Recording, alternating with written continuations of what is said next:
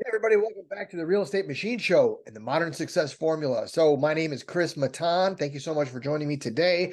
And if you've happened to watch any of my other videos, and you get any kind of value out of it, do me a favor and hit that subscribe button down there. That would really kind of make my day, make my week, month, and year to get all the support I possibly can. And if you want to turn on notifications and let you know when the new videos drop, that would be pretty awesome as well. So anyway, back to the show. Today's topic is who before how, or who not how.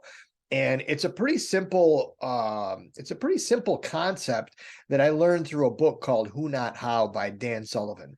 Now, this is not going to be a video that's going to go dive deep into that book or give my opinion or kind of summary of that book whatsoever.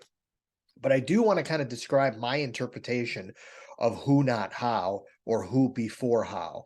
Sometimes we get bogged down in how to do things, and you try and you figure this out and you do this and you're tweaking and you're doing all this stuff where that particular task just might not be your wheelhouse and where you could be spending most of your most valuable time. So when you look at it from a who standpoint, and you focus on who can help you get that particular task done or position within your organization or your company or your shop or whatever that is. When you look for the who to solve that problem or to plug that hole, it's really liberating actually when you think about it, because you get bogged down a little bit and you kind of freeze a little too, because it's going to cost you something to get that how completed with a who.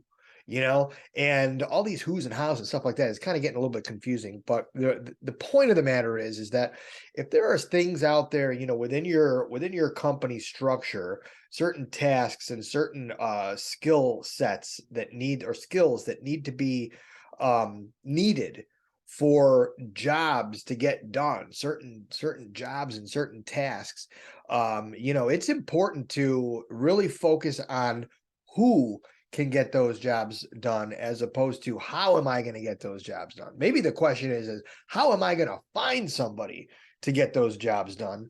But then again, I can also search for a who to help me how to find those people. So it always comes down to the who. It always comes down to people. People make the world go round. People is the engine that drives your business no matter what. And when you have no people, and you either have to do everything yourself or nothing, you've got nothing. You've got nothing to scale. You've got nothing to frankly, you got nothing to be really proud of either. To have people on your team and in your organization that are all working together under your leadership, that's a hell of a thing to be proud of. And I always admire these leaders, these the captain of the team or the organization or the leader of the organization, and they've got their people in place, and it's just a well-oiled machine, everything working, fish in a barrel. It's just a really, really great feeling to have. And I've always admired those people that are able to do that. And, it's something that I aspire to do in any part of my business. So, when you're faced with a challenge, the first going back to the topic, that first question you always ask yourself is, how am I going to get this done? Whereas the first question maybe should be, who can help me get this done? So anyway, I hope that made some bit of sense and added a little bit of value to your day. We'll catch up with you next time on the Real Estate Machine Show. Have a great day.